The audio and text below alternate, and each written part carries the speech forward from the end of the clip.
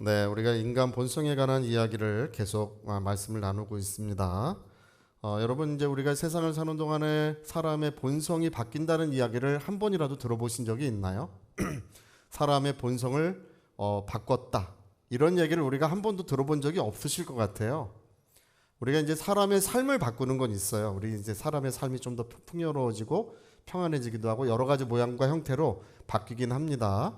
뭐 예를 들어 뭐 어떤 혁명적인 사건들이 있죠. 혁명적인 사건들, 뭐 왕정을 막 무너뜨리고 옛날에 우리 프랑스 대혁명 같은 사건이나 뭐 우리 러시아 같은 경우는 볼셰비키 혁명이 있었고 여기 이제 중국 같은 경우는 신해 혁명 같은 것이 있었어요. 그것은 왕정과 봉건 제도를 다 무너뜨리고 이제 사람들을 좀 더 자유롭게 만드는 뭐 그런 혁명적인 사건도 있습니다.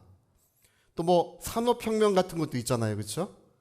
산업혁명이 없었으면 지금까지도 감자 캐먹고 옥수수 삶아 먹고 지금 그렇게 살았을 것 같아요.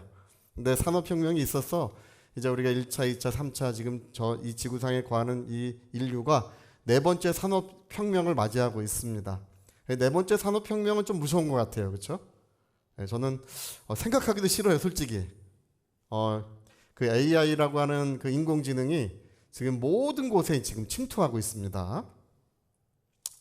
뭐 그건 그렇다고 해도 지금 양자 컴퓨터가 이제 얼마 있으면 나온다고 이렇게 알려져 있지 않습니까? 저는 양자 컴퓨터는 좀 무섭게 생각이 돼요. 왜냐하면 그 양자 컴퓨터가 일본에 이제 중국에서 그 발표를 했는데 세계에서 가장 빠른 슈퍼컴퓨터보다 1천조가 빠르다. 세계에서 가장 빠른 슈퍼컴퓨터보다 1천조가 빠른 컴퓨터가 나와요.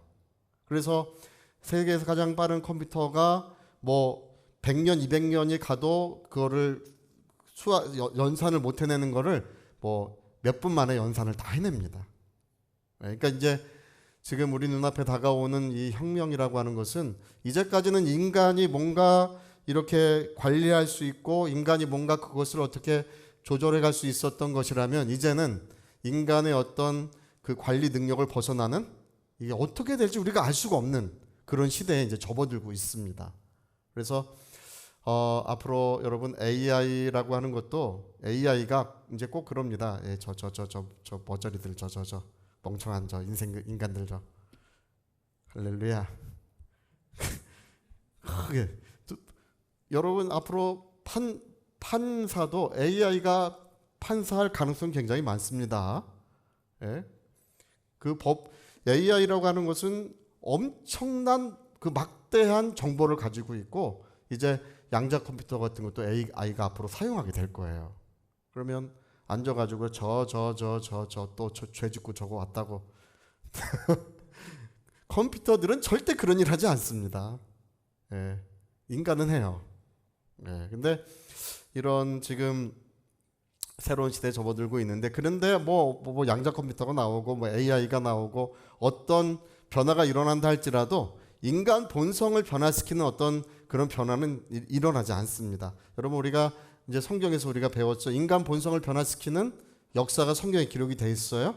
바로 십자가의 사건입니다. 할렐루야. 그래서 하나님의 아들이 이 땅에 오셔서 저 십자가에 높이 매달려서 뭐 어디 알지 못하는 구석에서 십자가에 피 흘리신 것이 아니라 모든 사람들이 보는 앞에서 높이 매달려서 그분은 십자가에 피 흘려 주셨는데 여러분 그 피를 다시 주워가지고 예수님의 몸에 넣을 수 있나요? 그럴 수 없겠죠, 그렇죠? 네, 그 피는 이 땅에 흘렀고 영원한 사랑과 능력으로 역사하고 있는 것입니다. 네, 그래서 여러분 그 십자가의 보혈만이 인간의 영혼을 인간의 본성을 완전히 뒤바꾸는 거예요. 그래서 참된 혁명, 진정한 혁명은 예수 그리스도 십자가의 혁명입니다. 그것만이 인간을 뒤바꿔요. 그 어떤 것도 인간을 뒤바꿀 수 없습니다. 불가능한 거예요. 그러나 십자가에 흘려주신 보혈은 인간을 뒤바꿨습니다. 저와 여러분은 십자가의 보혈로 뒤바뀐 사람인 줄 믿습니다. 어떻게 뒤바뀌었다고 했습니까? 제가 이제 우리 첫 번째 그림 한번 보여주세요. 제가 저번에 보여드린 거예요. 자, 저게 피조물이고 저게 창조자이시죠? 똑같이 의로움이라고 쓰고 있잖아요. 그렇죠? 저 의로움은 똑같은 것이다, 다른 것이다. 제가 지난번에 말씀을 드렸어요. 같은 것일까요? 저거 다른 것입니다. 피조물이 가진 의로움과 창조자가 가진 의로움은 전혀 다른 거예요.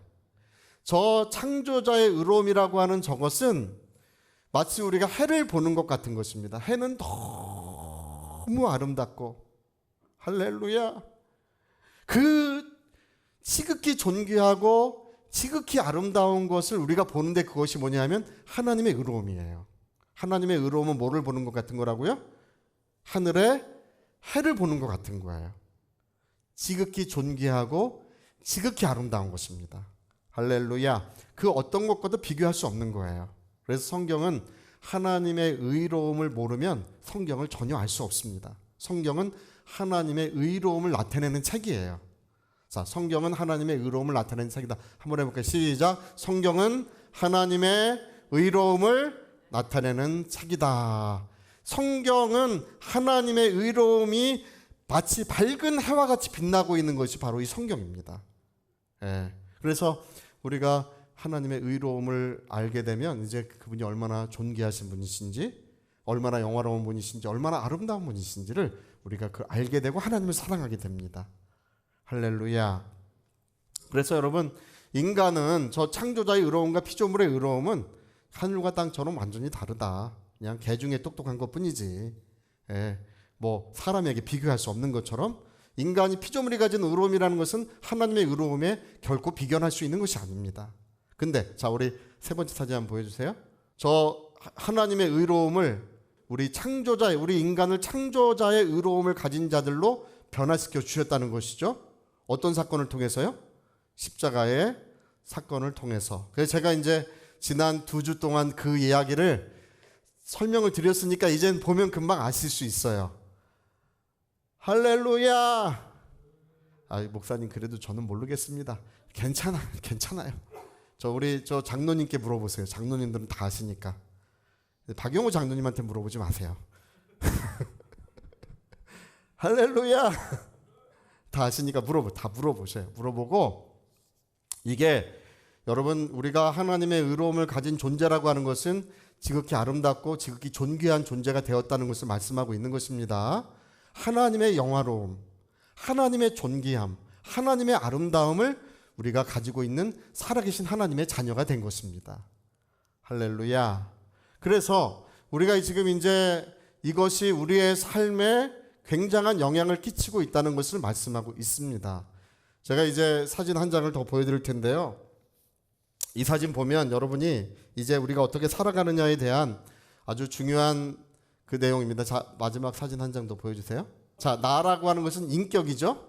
근데 성경에는 그 나 인격을 뭐라고 성경은 말하고 있냐면 그걸 혼이라고 표현하고 있어요. 그건 나고 인격이에요. 이 나라고 하는 존재, 인격, 이 인격은 둘 사이에 끼어 있대. 성경이 그걸 둘 사이에 끼어 있대요. 어디 사이에 끼어 있냐면, 전체 보여줘 보세요. 어디 사이에 끼어져 있냐면 육체와 영, 이렇게 사이에 나라고 하는 존재는 끼어져 있다, 이렇게 말하고 있습니다. 우리 그 요한복음 3장에 굉장히 재미난 이야기가 좀 기록이 되어 있어요. 니고데모라고 하는 사람이 이제 유대인의 학자고 이제 선생님이에요. 근데 밤에 저녁에 와가지고 문을 두들겼어요. 예수님 문을 열어줬어요. 예수님을 찾아온 거예요. 이 사람은 이제 굉장히 이제 그 훌륭한 스승이에요, 이스라엘에. 근데 예수님이 찾아와가지고, 예수님, 주님이 하시는 그런 말씀과 능력은 아무라도 할 수 없는 것입니다. 그것은 하나님이 함께 하시는 것입니다. 이렇게 말하는 것이 좋은 것이죠, 그렇죠? 이제 그때 당시에 이스라엘 학자들이나 뭐 율법사들, 제사장들은 예수님을 전부 반대하고 있었습니다. 근데 이 사람은 밤에 찾아와서 예수님 최고입니다, 이렇게 말을 하는 거예요. 근데 예수님이 전혀 이상한 얘기를 하세요. 어떤 얘기를 하시냐면, 내가 거듭나지 아니하면 하나님 나라를 볼 수 없느니라, 하나님 나라에 들어갈 수 없느니라. 전혀 이상한 얘기를 하시는 거예요. 그러니까 이 사람이 깜짝 놀라면서 뭐라고 말을 하냐 하면, 아니 예수님, 질문 있습니다. 그래, 질문을 해봐라. 그러면 사람이 이렇게 크면, 나이가 들면 어떻게 다시 태어날 수 있습니까? 어머니 모태에 들어갔다가 다시 태어나야 됩니까? 할렐루야. 그렇게 그 예수님이 너는 이스라엘 선생으로서 그런 것도 알지 못하느냐. 이 선생이라고 하는 사람이 어떻게 겨우 생각한다는 게 어머니 모태에 들어갔다가 다시 태어난 겨우 그런 생각을 하느냐는 것입니다. 예수님 말씀하시기를 여기서 되게 중요한 말씀을 하시는데 육으로 난 것은 육이요 영으로 난 것은 영이니. 자, 육으로 난 것은 육이요 영으로 난 것은 영이다. 우리 한번 시작. 육으로 난 것은 육이요 영으로 난 것은 영이니 내가 거듭나게 한다는 말을 이상하게 여기지 말라. 예수님이 이렇게 말씀했어요. 말하자면 어머니로부터 태어난 것은 육체고 성령으로 거듭나는 것은 인간의 뭐가 거듭나냐 하면 영이 거듭난다는 것입니다. 할렐루야. 자, 육체 거듭나요? 안 거듭나요? 안 거듭나. 저기 있는 혼이라고 하는 거죠. 나라고 하는 인격 거듭나요? 안 거듭나요? 안 거듭납니다. 내가 거듭나야 하겠단 말을 이상히 여기지 말라. 육으로 난 것은 육이고 성령으로 난 것은 뭐가 거듭나냐면 인간의 영이 성령으로 거듭난다는 것입니다. 자, 인간에게서 거듭나는 부분은 뭐라고요? 영. 시작. 영. 나는 거듭난다고요? 자, 나는 안 거듭난다. 시작. 나는 안 거듭나나 보다. 육체도 그대로다. 시작. 육체도 그대로다. 그대로인 거예요. 변하지 않습니다. 뭐만 변해요? 인간의 영만 의로운 존재, 존귀한 존재, 영화로운 존재로 하나님을 닮은 존재로 인간의 영만 변화한다는 것입니다. 근데 자, 그러면 나라고 하는 사람은 육체와 영 사이에 껴 있는데 성경이 뭐라고 말하는 것이냐 하면 무엇을 따라 살아가라? 육체를 따라 살아가라고 하지 않고 하나님의 의로움으로 지음받은 영을 따라 살아가라. 이렇게 말하는 거예요. 자, 우리 로마서 한번 읽어봅시다. 로마서 8장 5절 6절. 제가 이거 잘 말씀드릴 겁니다. 자, 육신을 따르는 자는 육신의 일을, 영을 따르는 자는, 자, 나라고 하는 사람이 육신을 따를 수도 있고 영을 따를 수 있다고 이렇게 얘기하고 있잖아요. 그렇죠? 야, 너는 주님, 저는 어떻게 살아갈까요? 바울이 이제 그렇게 기도를 했다면 바울아, 너는 육체를 따라 살아갈 수도 있고 또 뭐를 따라 살아갈 수 있어요? 영을 따라 살아갈 수 있다. 근데 자, 그 다음 6절 보세요. 육신의 생각은 사망이요 영의 생각은, 자, 하나님께서 우리에게 생명의 길을 보여주셨어요. 하나님이 저와 여러분에게 생명의 길을 보여주셨는데 뭐를 따라 살아가는 것이 생명의 길이에요? 영을 따라 사는 것이 생명과 평안이니라. 할렐루야. 이게 하나님이 거듭난 우리에게 보여주시는 생명의 길이에요. 제가 이 간증을 여러분 저번에도 한번 들려드렸는데 여러분 한번 더 들어보시고, 이 간증이 정말 정확한 간증입니다. 예전에 어떤 미국의 목사님이 육체를 따라 사는 것과 영을 따라 사는 것을 이렇게 구분해서 말씀을 전한 다음에 예배가 끝나고 한 자매님이 그 목사님에게 왔어요. 목사님, 제가 육신을 따라 살아가는데요. 근데 이제는 영을 따라 살아가고 싶습니다. 근데 시어머니가 그렇게 미워가지고 도저히 미움을 버릴 수가 없대요. 할렐루야. 이 동서고금 그게 마찬가지인가 봐요. 그 참 이상해요. 하여튼 그렇대. 근데 그래가지고 이제 그 목사님이 시어머니가 밉다 해보세요. 이렇게 하니까 시어머니가 밉다. 마음이 어떠십니까? 마음이 괴롭습니다. 그렇죠. 이제 그 육신을 따라 살지 말고 그 미움을 사랑으로 좀 뒤바꿔서 영을 따라 살아가 보세요. 라고 이제 그 목사님이 알려준 거예요. 여러분, 영을 따라 사는 것과 육체를 따라 사는 것을 구분하면 이게 쉬워져요. 할렐루야. 영을 따라 살아가 보세요. 이게 생명과 평안입니다. 할렐루야. 그래서 이분이 또 가만히 보니까 시어머니가 좀 이해가 되더래. 그래, 맞아. 시어머니가 그럴 수 있지. 예? 그럴 수 있지. 뭔가 이해가 돼서 전화를 했대요. 어머님, 오늘 저녁에 식사를 같이 하면 좋겠습니다. 전화를 했대요. 근데 시어머니가 깜짝 놀란 거예요. 며느리가 이럴 리가 없는데. 적대적 관계잖아요. 적대적 관계인데 갑자기 평화회담을 하자고 하는 거예요. 예, 평화의 장을 여는 거예요.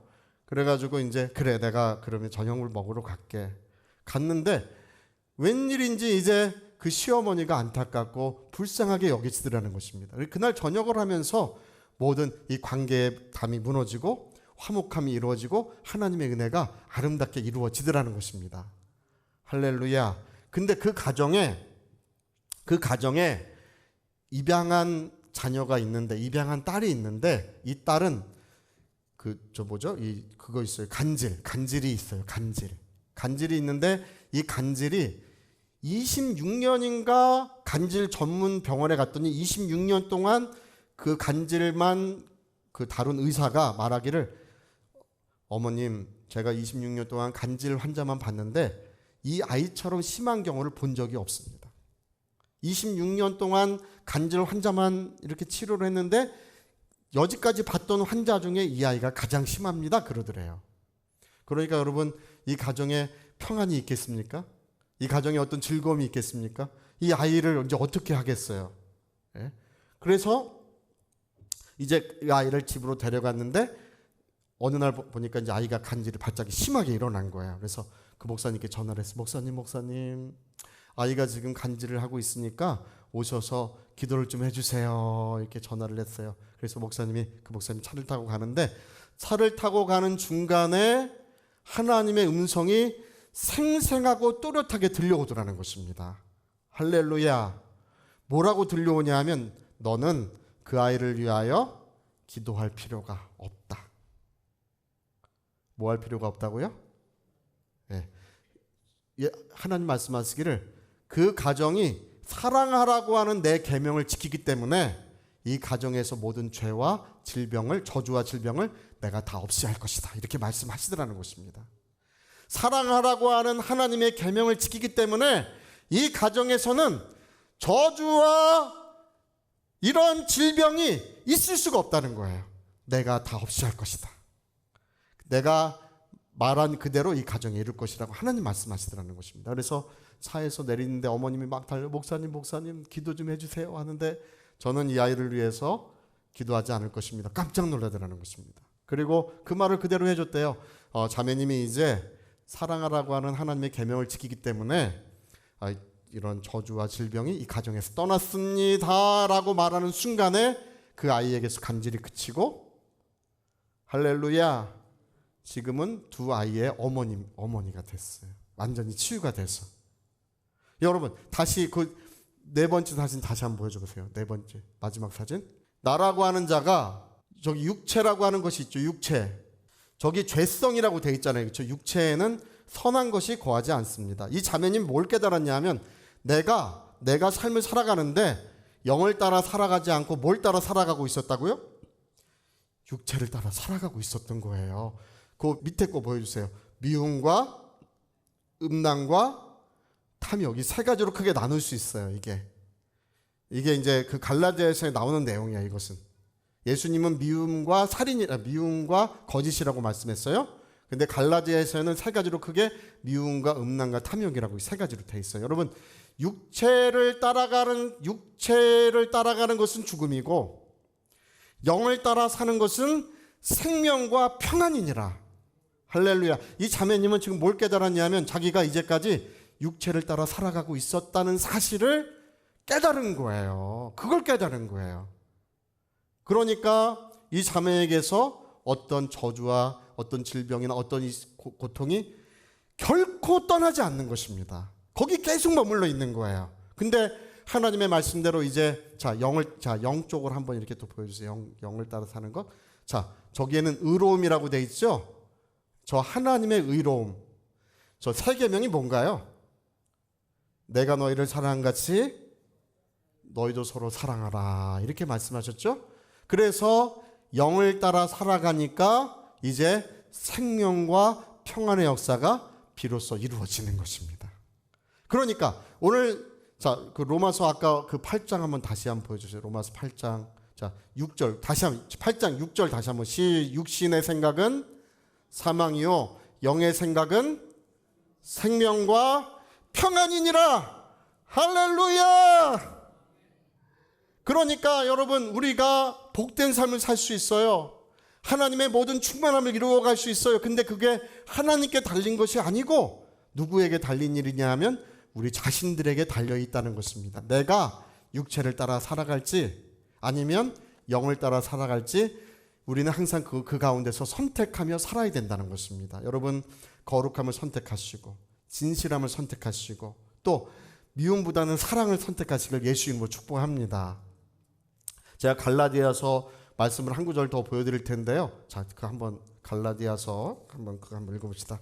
5장 19절부터. 자, 육체의 일은 어떻다고? 육체의 일은 분명하니 곧 음행과 더러운 것과 호색과 넘겨보세요. 우상 숭배와 주술과 저 원수 맺는 거 돼요? 안 돼요? 여러분 원수 맺는 거 여러분 원수 맺으시면 안 됩니다. 할렐루야. 자, 분쟁 돼요? 안 돼요? 시기 사촌이 땅을 사면 돼요? 안 돼요? 안 돼. 안 되는데 저도 제가 인생을 살아보니까 얼마 전에 제가 우리 후배 목사님 교회에 그 임직식에 설교를 하러 갔어요. 말씀을 전하러 갔는데 임직 받는 분이 한 100분 정도 되시더라고요. 임직받는 임직자들이 약간 배가 아파. 할렐루야. 이게 어쩔 수 없나 봐요. 어떤 시기 돼요? 안 돼요? 저 분냄 화내는 거 돼요? 안 돼요? 여러분 정말 화내면 정말 죽는다고 생각하시고 우리는 모든 분노를 다 떨쳐버리시길 예수 이름으로 축복합니다. 화평함을 쫓으시길 예수 이름으로 축복합니다. 예. 당 짓는 거 돼요? 안 돼요? 분열함이라고 있는데 분열함 2단 또 넘겨보세요. 투기, 술 취함. 여러분 술 마시는 거 돼요? 안 돼요? 어떤 분은 그래요. 술은 마셔도 되는데 취하지만 않으면 된대. 여러분 그러면 술 취하신 분들 보면 취했다 그럽니까? 안 취했다 그럽니까? 아, 나 안 취했어. 나 괜찮아. 뭐 다 그래. 여러분 성경에는 술 친구들과 먹고 더불어 마시면 심판날에 심판을 받게 될 것이라고 말씀하셨습니다. 여러분 우리 만약에 술 같은 거 드시면 끊으시기를 예수 이름으로 축복합니다. 끊으셔야 합니다. 자, 그리고 방탕함과 또 그와 같은 것들이라 이런 사람들은 하나님의 나라를 유업으로 받지 못할 것이다. 이렇게 말씀하고 있습니다. 이런 사람들은 여러분 예수 믿으면 천국 가는 거 아닙니다. 예수 믿으면 지옥 가지 않는 거예요. 예수 믿으면 구원 받은 거예요. 천국에 들어가려면 하나님의 뜻대로 행하는 자라야 비로소 천국에 들어가는 것입니다. 할렐루야. 그래서 여러분 육체의 일은 분명하다. 아주 뚜렷하다. 우리가 누구나 알 수 있다. 육체에는 선한 것이 거하지 않고 이런 죄악된 것이 육체에 거하고 있으니 너희가 육신에 속하여 살지 말고 바로 거듭난 영적인 삶을 살아가는 것이 바로 복된 삶이고 생명과 평안이 이루어지는 삶이라는 것을 이 성경은 분명히 말씀하고 있는 것입니다. 그래서 여러분 십자가에 높이 매달리신 그 주님의 보혈은 우리에게 새로운 삶을 일깨워주고 있는 거예요.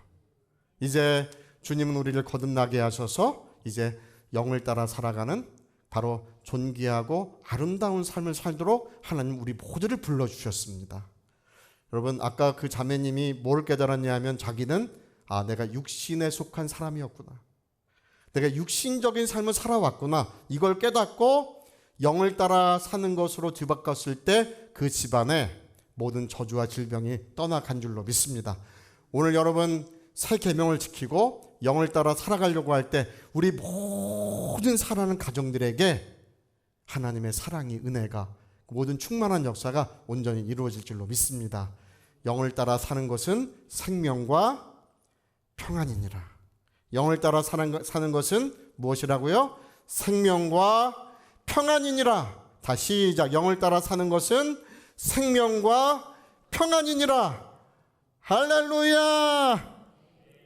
여러분, 하나님이 우리를 거듭나게 하신 것은 그 거듭나는 것으로 끝난 것이 아니라 이제 영을 따라 살아가는 새로운 삶을 살도록 우리를 거듭나게 해주시고 영을 따라 사는 모든 자들에게 하나님의 큰 은혜가 임하고 있는 것입니다. 육신에 따라 살지 마시고 영을 따라 사시기를 예수 이름으로 축복합니다.